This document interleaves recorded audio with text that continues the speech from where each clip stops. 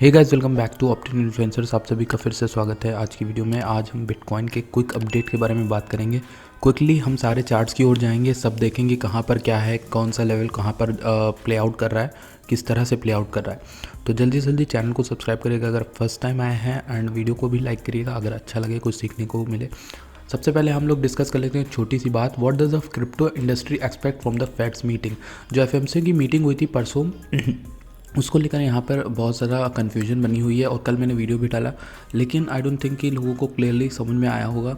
तो एक और चीज़ मुझे आपको ये बतानी, देखिए सिंपल भाषा में अगर मैं बोलूँ तो फेडरल रिज़र्व जो वहाँ का है वो 4 बारी में स्पाइक्स लाएगा, मतलब इंटरेस्ट रेट बढ़ाएगा, और वो धीरे धीरे करके करेगा, क्योंकि वो जानता है कि अगर उन्होंने डायरेक्ट या फिर एक साथ बढ़ा दिए इंटरेस्ट रेट्स तो पूरी जो ग्लोबल इकॉनमी है या फिर स्टॉक मार्केट है वो पूरी डाउन हो जाएगी, क्योंकि लोग ना इंटरेस्ट के चक्कर में अपने इन्वेस्टमेंट्स निकालना शुरू कर देंगे।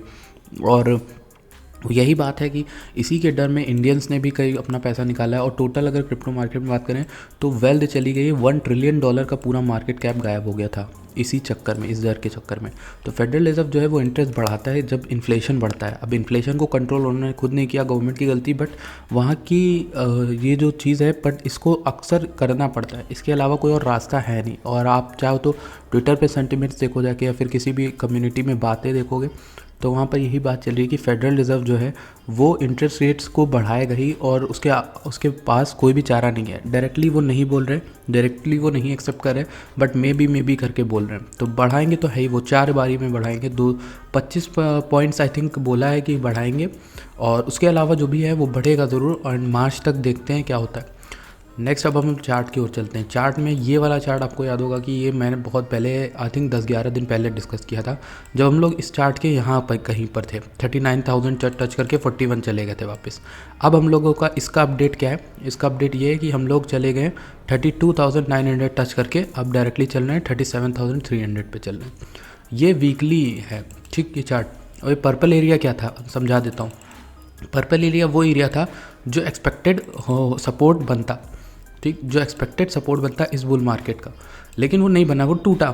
और वो टूटा क्यों? बिकॉज मैंने एक पॉसिबिलिटी बताई थी कि बुलिंजर के नीचे को टच करेगा। उस समय बुलिंजर चल रहा था 37-38, तो मैंने 37-38 की पॉसिबिलिटी भी बताई थी। कितना डंप होगा, उतना तो डंप हुआ, उससे ज़्यादा डंप हुआ, और बुलिंजर उसने अपने आप को एडजस्ट भी कर लिया नीचे की ओर। और जब बुलिंजर नीचे एडजस्ट करता है तो थोड़ा बहुत ऊपर की ओर मूव भी देखने को मिलता है वाइट में, जैसे हमें यहाँ पे ग्रीन कैंडल देखने को मिल रही है, वाइट है मेरे में, बट ये एक थोड़ा बहुत पंप आया है। अब ये पंप सस्टेन करता है कि नहीं, उसके लिए हमें एक तो ये ट्रेंड लाइन देखनी पड़ेगी जो कि है $41,000 के आसपास। दूसरी चीज़ हमें ये वेट करना पड़ेगा 47,000 या 48,000 के डॉलर्स के आसपास, ये जो वॉल्यूम बना है खूब सारा, तो ये एक रिजेक्शन पॉइंट हो सकता है। अभी कुल मिला के अड़चनें बहुत हैं, मतलब यानी कि रास्ते में रुकावट बहुत हैं, और इस रुकावटों को हटाने के लिए दिखाता हूँ आपको कितनी रुकावट है। एक तो आपका ये लेवल 41 वाला, दूसरा आपका 47-48 वाला, फिर आपका 51 वाला हो गया जो कई बार रिजेक्ट कर चुका है। इतनी 1 2 3 हमारे पास रास्ते में रुकावट है, और चौथी तो यही ऑल टाइम हाई वाला है। जब हम चाहें कि अगर हम बुल मार्केट में फिर आएँ तो 1 2 3 4, और ये चारों ही बहुत आसान नहीं है बिटकॉइन के लिए, इन सभी को रिक्लेम करना। कैसे नहीं आसान, मैं बताता हूँ आपको। जब हम गिरते हैं तो हम कम गिरते हैं, बट परसेंटेज वाइज ये मूव बहुत होता है। बिटकॉइन को जाना पड़ेगा 90% ऊपर, समझ रहे हो, लगभग यहाँ से फिर से डबल होना पड़ेगा, और 90% ऊपर जाना बिटकॉइन के लिए इन अ मंथ और इन अ वीक्स, ये वीक्स का काम नहीं है, ये मंथ्स का काम है। मंथ्स का काम कह सकते हो, या एक पूरे मंथ का सिंगल कह सकते हो, 4-5 हफ्तों का काम है, ये डेज़ का काम नहीं है। जो ये तो आप भी जानते हो कि अचानक से गिर सकता है, अचानक से बढ़ नहीं सकता इतनी तेज़ी से। अभी मैं आपको एक और चीज़ बताता हूँ।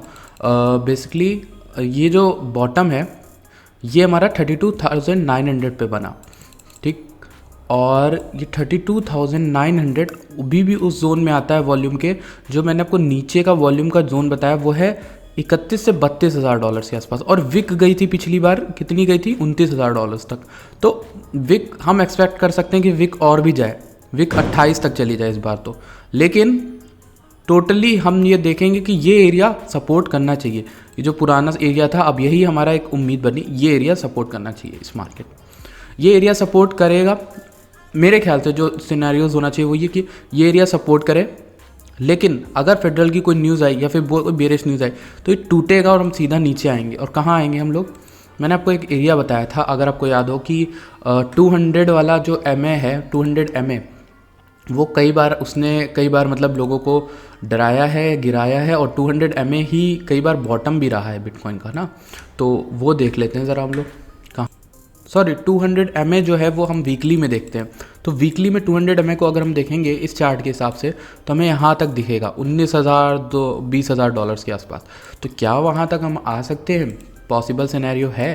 क्या हम इतना डंप कर सकते हैं? ये भी एक तरह से कोलाइड कर जाएगा। ये एक एरिया बनता है कॉन्फ्लुएंस का, ये एक पॉसिबल एरिया है। और उसके बारे में मैं बात इसलिए कर रहा हूँ कि प्राइस को वहाँ पर सस्टेन करना चाहिए। आपको बाकी चार्ट्स में भी मैं चीज़ दिखाऊंगा। पहले हम लोग बात कर लेते हैं दूसरे चार्ट्स के बारे में। ये तो एक एरिया है हमारा, ये वाला, ये हमारा चार्ट है, ठीक। अब इस एरिया में 2-3 चीज़ें हैं जो इम्पॉर्टेंट है। पहली चीज़, ये जो मैंने 2 लाइंस ड्रॉ करी हैं, 2 चैनल, एक टाइप का चैनल बनाया है, इसके बीच में प्राइस को थोड़ा बहुत कंसोलिडेट करना चाहिए, एक्यूमुलेशन होना चाहिए, जिसको हम कहते हैं वाइकॉफ एक्यूमुलेशन भी होता था। तो इस जगह पर होना चाहिए एक्यूमुलेशन। और इस जगह पर एक्यूमुलेशन होने का मतलब ये कि कुछ दिन यहाँ पर, वीक्स या फिर कुछ दिन यहाँ पर हम बिताएंगे, उसके बाद हम ऊपर जाएंगे, ठीक। और तब तक बहुत से वीक हैंड्स जो होंगे वो अपना सेल करके चले जाएंगे। अगर हाँ, मुझे ये दिखाना आपको, बुल मार्केट का बॉटम, बियर मार्केट का बॉटम जो है अक्सर 200 MA पर होल्ड किया है, 200 MA पर। तो 200 MA पर आप भी देख सकते हो कि 200 MA कहाँ पर है अभी। 200 MA अभी जो है वो बता रही है हमें लगभग अराउंड 19,000 या 19,700 500 समथिंग। तो इस एरिया को क्या ये टच कर सकता है? मे बी अभी 19,000 है, बट आने वाले टाइम में ये थोड़ा बढ़ेगा, ठीक। आने वाले वीक्स के हिसाब से थोड़ा ऊपर आ सकता है, ये 20-25 हज़ार डॉलर्स के आसपास। तो हो सकता है दोनों ही मैच कर जाए और वहाँ पर हमारा बॉटम बने। तो ये जो एरिया है इसके बीच में बिटकॉइन को थोड़ा बहुत एक्यूमुलेशन करना चाहिए, ठीक। और ये मैंने पहले ड्रॉ भी किया था। नेक्स्ट हम मंथली चार्ट के बारे में बात कर लेते हैं। जो ग्रोथ है हमारा, वो चार्ट तो कुछ अभी मूव दिखाएगा नहीं, क्योंकि ये मंथ के क्लोजिंग से बताता है। मैंने आपको इसमें सिंपल एक कंक्लूजन बताया कि मंथ की क्लोजिंग एटलीस्ट 42 के आसपास होनी चाहिए, 41 42 कहीं भी मायने नहीं रखता, उसी एरिया के आसपास होनी चाहिए। और उसको क्लोज करके हम थोड़ा बहुत ऊपर की ओर सस्टेन करें तो अच्छी चीज़ है। ये हो सकता है विक जा रही हो नीचे लोगों को डराने के लिए, 32,000 तक चली गई। नेक्स्ट हम बात करें तो ये मैंने आपसे डिस्कस कर ही लिया है, और बाकी चीज़ें भी मैंने आपसे डिस्कस कर ली आई थिंक। तो ये थी बिटकॉइन की शॉर्ट अपडेट। आई होप आपको इससे हेल्प मिली होगी। अगर हेल्प मिली है तो प्लीज़ वीडियो लाइक करिएगा, चैनल सब्सक्राइब करिएगा, एंड मैं मिलता हूँ आपसे नेक्स्ट वीडियो में। Thank you so much for watching this video.